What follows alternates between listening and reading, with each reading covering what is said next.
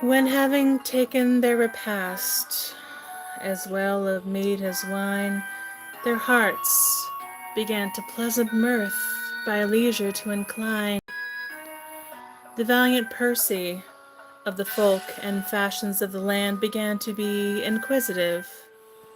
One Lucinda, out of hand, the rites and manners of the folk did do him to understand, which done he said, O worthy knight, I pray thee, tell us, by what force or wile thou gotst the head with hairs of adder sly.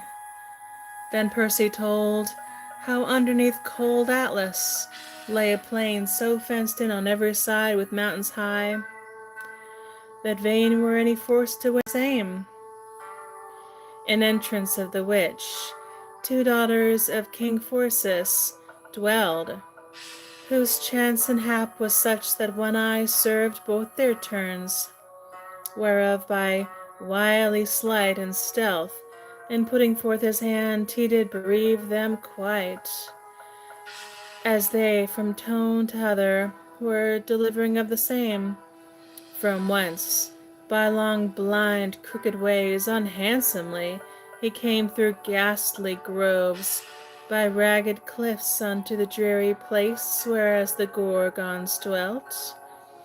And there he saw a wretched case, the shapes as well of men as beasts lie scattered everywhere in open fields and common ways, the which transformed were from living things to stones at sight of foul Medusas here. But yet that he through brightness of his monstrous brazen shield, the which he in his left hand bare, Medusa's face beheld. And while that in a sound dead sleep were all her snakes and she, he softly pared off her head, and how that he did see swift Pegasus, the winged horse, and each his brother, grow out of their mother's new shed blood. Moreover, he did show a long discourse of all his haps, and not so long as true, as namely of what seas and lands the coasts he overflew, and each what stars with stying wings he in the while did view. But yet his tale was at an end, ere any looked thereof. Upon occasion by and by of words rehearsed before, there was a certain noble man demanded him, wherefore she only of the sisters 3 hair mixed with adders bore. Sir, answered Percy, sith you ask a matter worth report, I grant to tell you your demand. She both in comely port and beauty, every other wight surmounted in such sort that many suitors unto her did earnestly resort. And though that whole from top to toe be most beautiful she were, in all her body was no part more goodly than her hair. I know some parties yet alive, they say, did her see, it is reported, how she should abused by Neptune be in Palace Church, from which foul fact Jove's daughter turned her, and with target hid her face from such a villainy. At least it should unpunished be, she turned her seemly hair to loathly snakes, the which, the more to put her foes in fear, before her breast continually she in her shield doth bear. Fini Quarti Libri, the 5th book of Ovid's Metamorphoses. Now, when the Danae's noble son was telling of these things amid a throng of 7 lords, through all the palace rings a noise of people, nothing like the sound of such as sing at wedding feasts, but like the roar of such as tidings bring of cruel war. This sudden change from feasting unto fray might well be likened to the sea, which standing at a stay the woodness of the winds makes rough by raising of the wave. King Cepheus' brother Phine was the man that rashly gave the first occasion of this fray, who, shaking in his hand a dart of ash with head of steel, said, Lo, lo, here I stand to challenge thee, that wrongfully my ravished spouse does hold. Thy wings, nor yet thy forged dad, in shape to feigned gold, shall now not save thee from my hands. As with that word he bent his arm aloft, the foresaid dart is Percy to have sent. What dost thou, brother? Cephe cried. What madness moves thy mind to do so foul a deed? Is this the friendship he shall find among us for his good deserts? And wilt thou needs requite the saving of thy niece's life with such a foul despite? Whom Percy hath not from thee ta'en, but, if thou be advised, by Neptune's heavy wrath, because his sea-nymphs were despised, but horned Hammon, but the beast which from the sea arrived on my dear bowels for to feed. That time wert thou deprived of thy betrothed, when her life upon the losing stood, unless, perchance, to see her lost it would have done thee good, and eased thy heart to see me sad. And may it not suffice that thou didst see her to the rock, fast bound before thine eyes, and didst not help her, being both her husband and her eame, unless thou grudged that any man should come within my realm to save her life, and seek to rob him of his just reward, which, if thou think to be so great, thou shouldst have had regarded before, to fetch it from the rock to which thou saw'st it bound. I pray thee, brother, seeing that by him the means is found, that in mine age without my child I go not to the ground, permit him to enjoy the price for which we did compound, and which he hath by due desert of purchase dearly bought. For, brother, let it never sink nor enter into thy thought that I set more by him than thee. But this well may be said, I rather had you give him her than see my daughter dead. He gave him not a word again, but looked eft on him, and eft on Percy irefully, with countenance stour and grim, not knowing which were best to hit. And after a little stay, he shook his dart, and flung it forth, with all the power and sway that anger gave at Percy's head. But harm it did him none. It sticked in the bedstead's head that Percy sate upon. Then Percy, sternly starting up, and pulling out the dart, did throw it at his foe again, and therewithal his heart had cliven asunder. Had he not behind an altar start, the altar, more the pity was, did save the wicked wight. Yet threw he not the dart in vain. It hit one Rhetus right amid the forehead, who therewith sank down, and when the steel was plucked out, he sprawled about and spurned with his heel, and all bewrayed the board with blood. Then all the other rout as fierce as fire flanged darts, and some there were that cried out that Cephe was his son-in-law, was worthy for to die. But he had wound him out of doors, protesting solemnly, as he was just and faithful prince, and swearing each by all the gods of hospitality, that same broil did fall full sore against his will.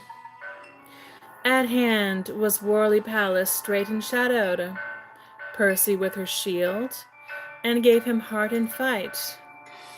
There was one Attis, born Indi, of fair Lemniace, the river Ganges' daughter thought the issue for to be, of passing beauty, which with rich array he did augment. He wear that day a scarlet cloak, about the which there went a guard of gold. A chain of gold he wore about his neck, and each his hair perfumed with myrrh, a costly crown did deck. Full 16 years he was of age, such cunning skill he could in darting, as to hit his mark far distant when he would, but how to handle bow and shafts much better did he know. Now as he was about that time to bend his horned bow, a firebrand Percy wrought that did upon the altar smoke, and dashed him overthwart the face, with such a violent stroke that all battered was his head, and bones asunder broke. When Lycabas of Assur land his most assured friend and dear companion, being no dissembler of his mind, which most entirely did him love, beheld him on the ground lie weltering with disfigured face, and through that grievous wound now gasping out his parting ghost, his death he did lament, and taking hastily up the bough that Attis erst had bent, "Encounter thou with me," he said, "thou shalt not long enjoy thy triumphing and bravery thus, for killing of this boy, by which thou gett'st more spite than praise." All this was scarcely said, but that the arrow from the string went strain to the head.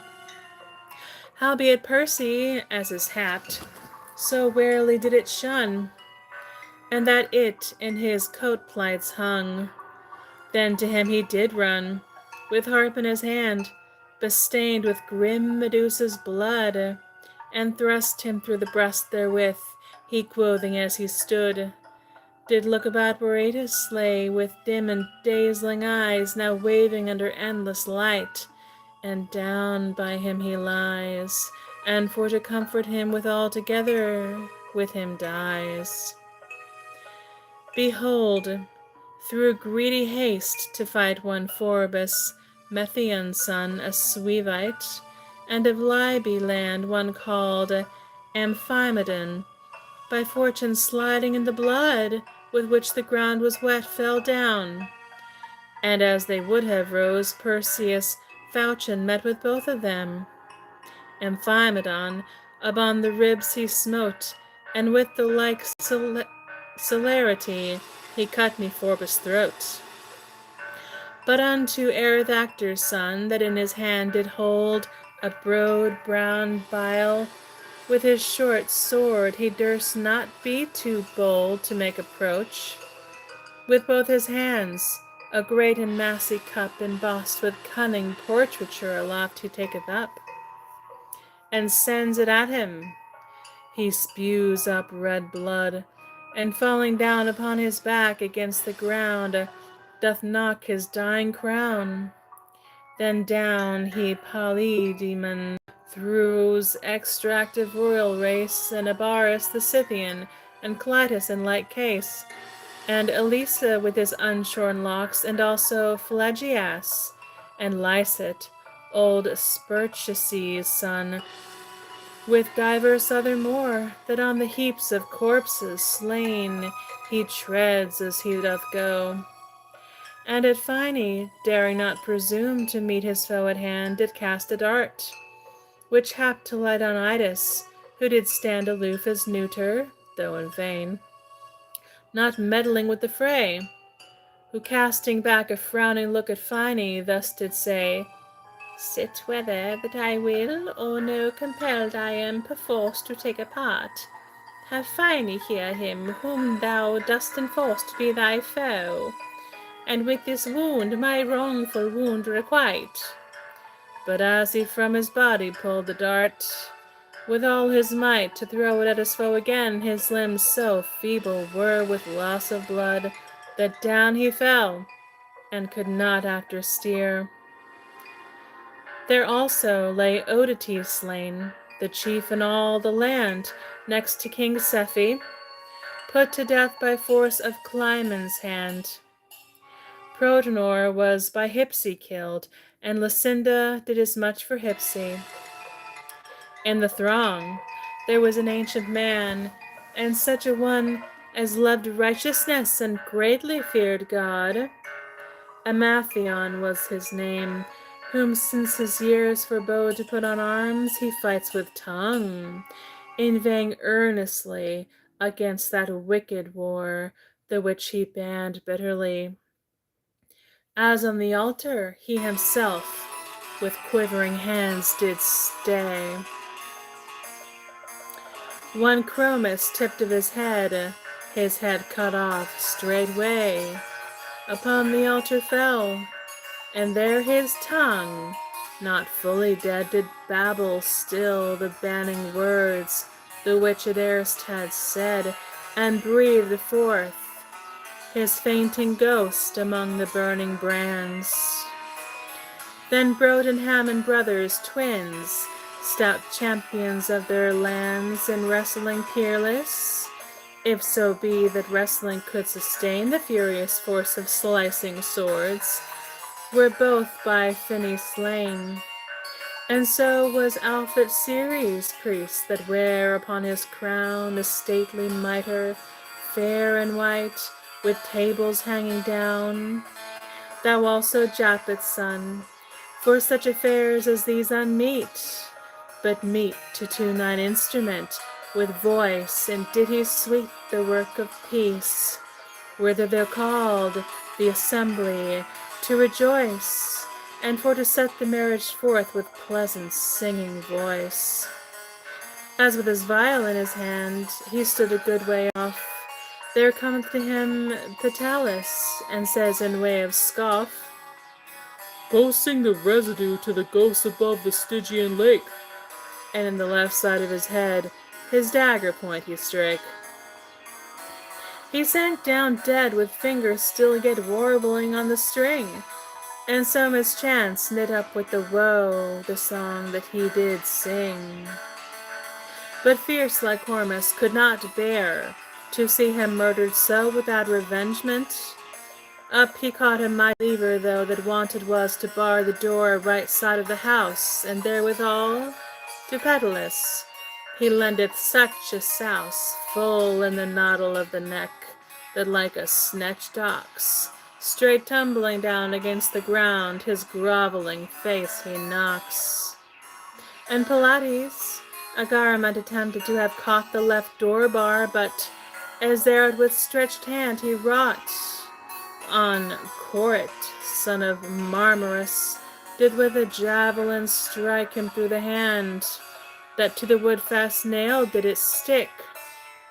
As Pelates stood fastened thus, when Abas gored his side, he could not fall, but hanging still upon the post, there did fast he died, fast nailed by the hand. And there was overthrown a knight of Perseus' band, called Melani, and won the Doral height, a man of greatest lands in all the realm of Nasamone, that occupied such large a ground as Doral was there none, nor none that had such store of corn. There came a dart askew, and lighted in his cause the place where present death doth sow, when Alcyone of Barci, he that gave this deadly wound, beheld him yesking forth his ghost, and falling to the ground with watery eyes, the white turned up. Content thyself, he said, with that same little plot of ground, whereon thy corpse is laid, instead of all the large fat fields which late thou did possess. And with that word he left him dead.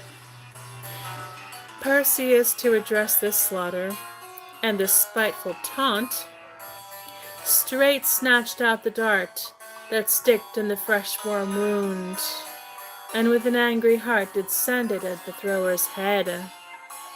The dart did split his nose even in the midst, and at his neck again the head outgoes, so that it appeared both the ways.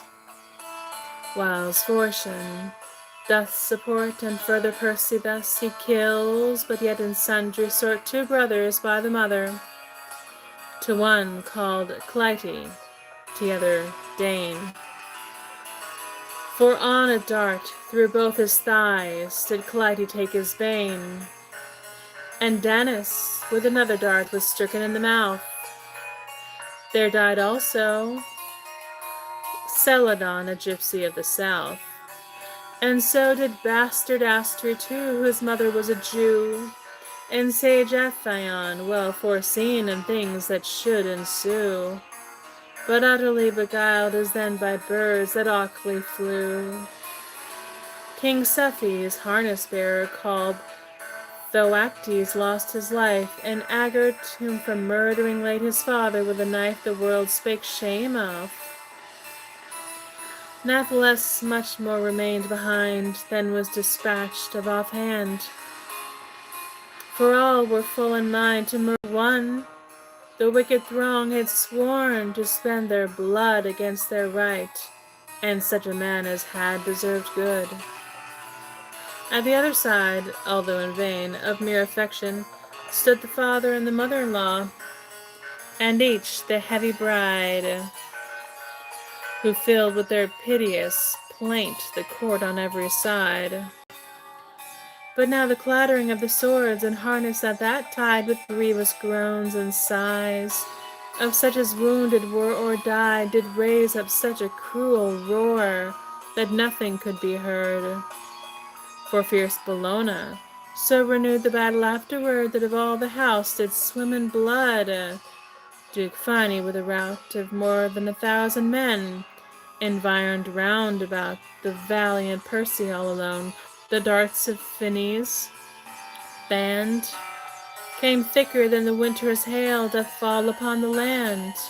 By both his sides, his eyes and ears, he warily thereupon withdraws, and leans his back against a huge great ark of stone, and being safe behind, he sets his face against the foe, withstanding all their fierce assaults.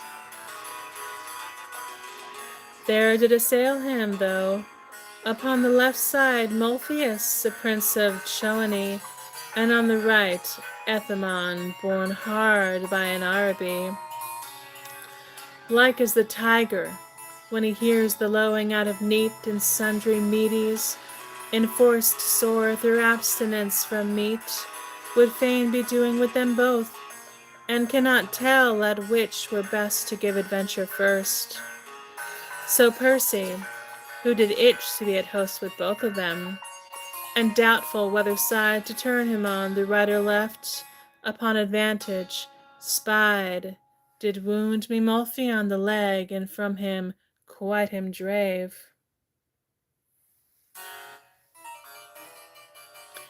He was contented with his fight, for why Ethamon gave no respite to him to pursue, but like a frantic man through eagerness to wound his neck, without regarding when or how to strike for haste, he burst his brittle sword in twain against the arch.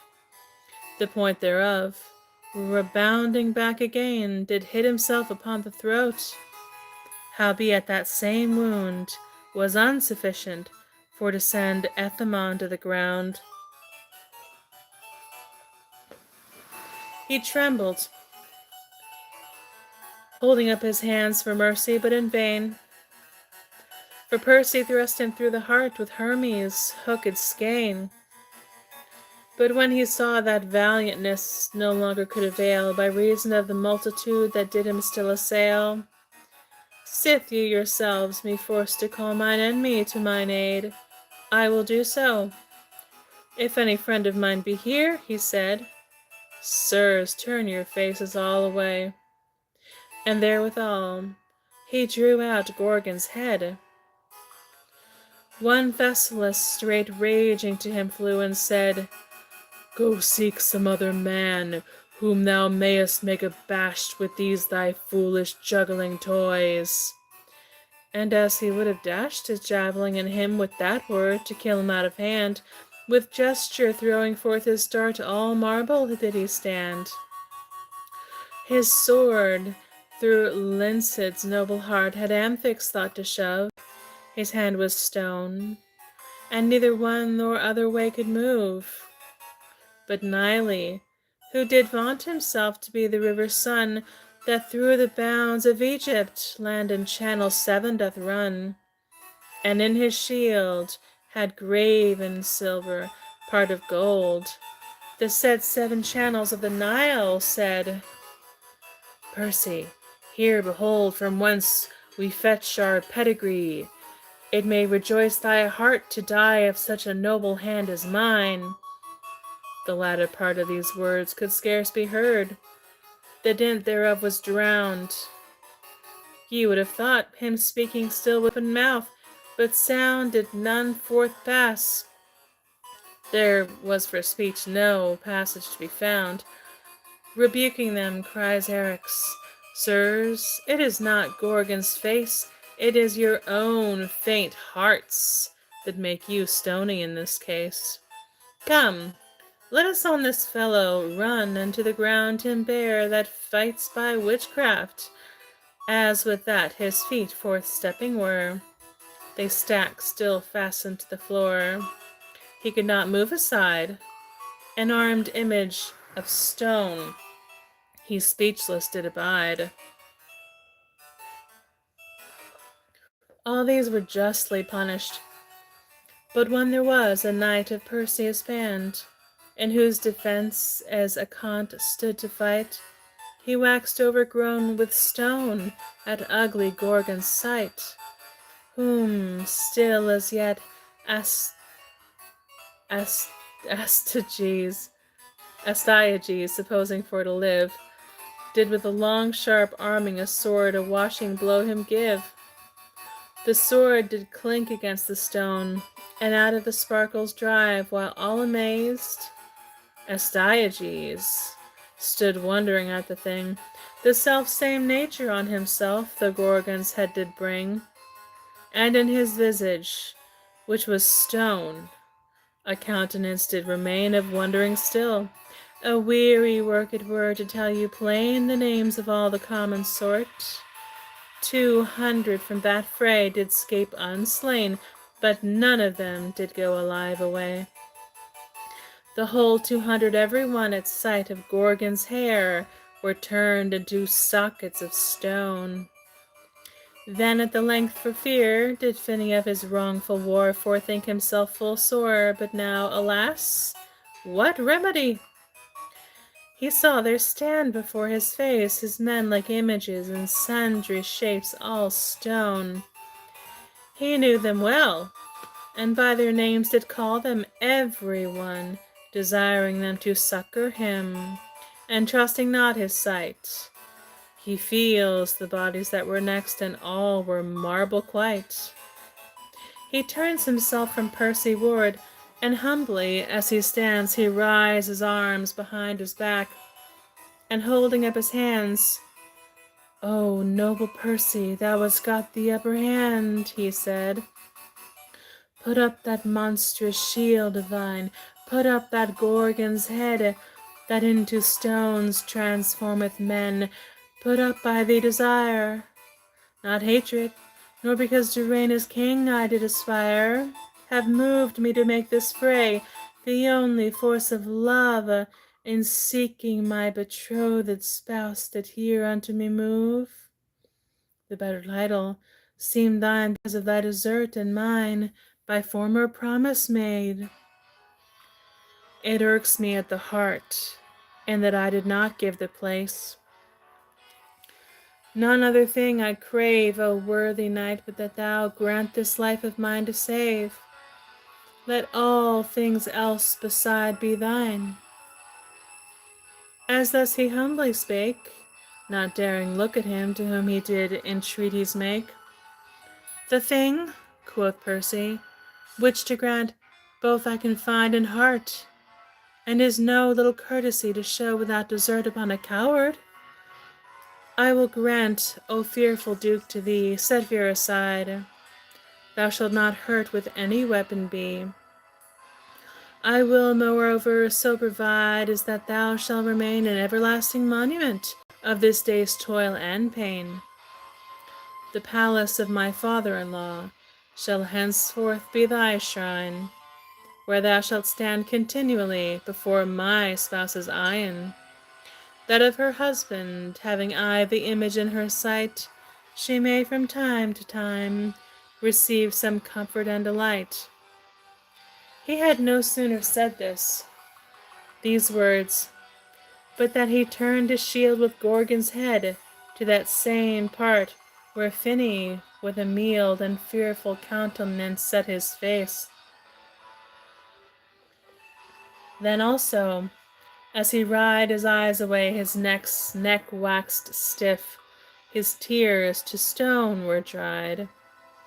A countenance in the stony stock of fear did still appear, with humble look and yielding hands and ghastly ruthful cheer. With conquest and a noble wife doth Percy home repair, and in revengement of the right against the wrongful heir.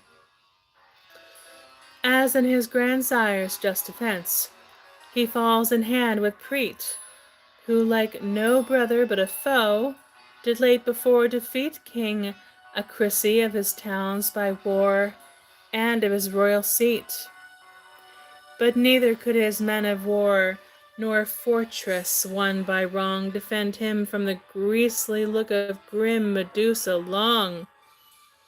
And yet the foolish polydect of little seraph king such rooted rancor inwardly continually did sting, that neither Percy prowess tried in such a sort of broils, nor yet in the perils he endured, nor all this troublous toils could cause thy stomach to relent.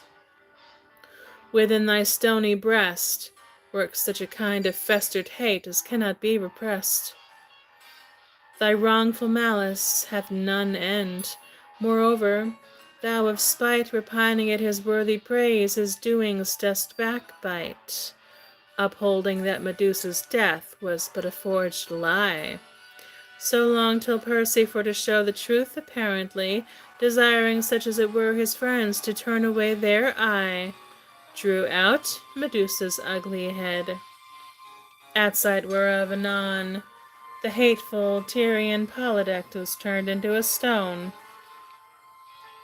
The goddess Pallas all this while did keep continually her brother Percy company, till now that she did sty from Seraph in a hollow cloud, and leaving on the right the isles of Syre and Gyros, she made from thence her flight directly over that same sea, as near an eye could aim, to Thebe and Mount Helicon. And when she thither came, she stayed herself, and thus bespake the learned sisters nine. A rumour of an uncouth spring did pierce these ears of mine, the which the winged steed should make my stamping with his hoof. This is the cause of my repair. I would for certain proof be glad to see the wondrous thing. For present there I stood and saw the self-same Pegasus, spring of his mother's blood.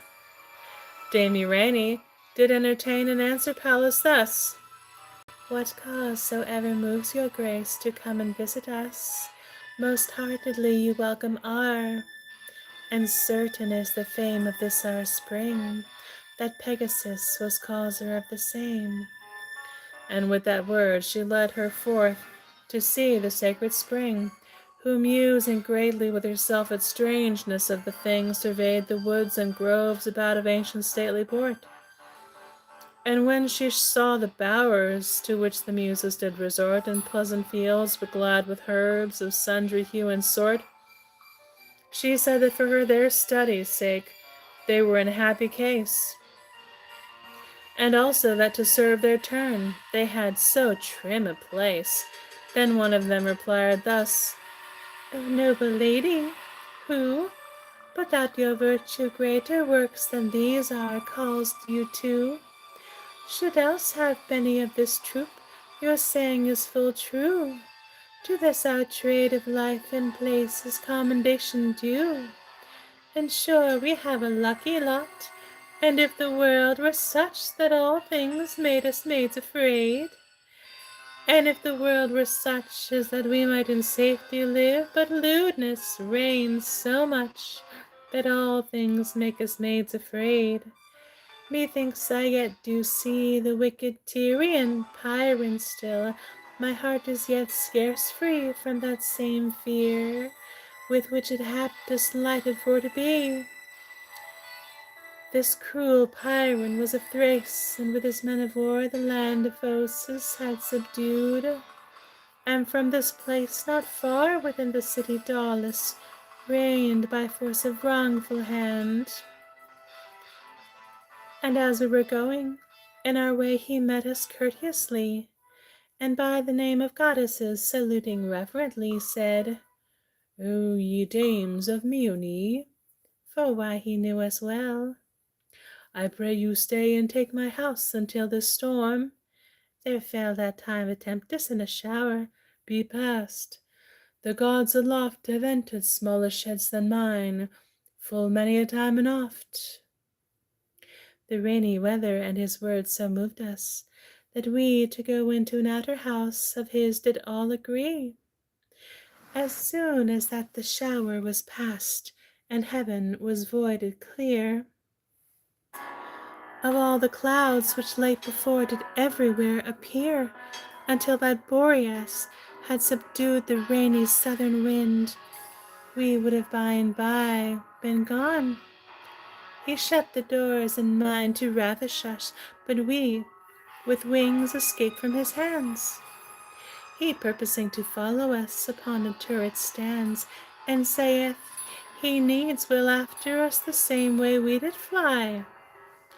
And with that word full frantically he leapeth down from high, and pitching Eve along on his face, the bones asunder crashed, and dying all abroad the ground his wicked blood bedashed.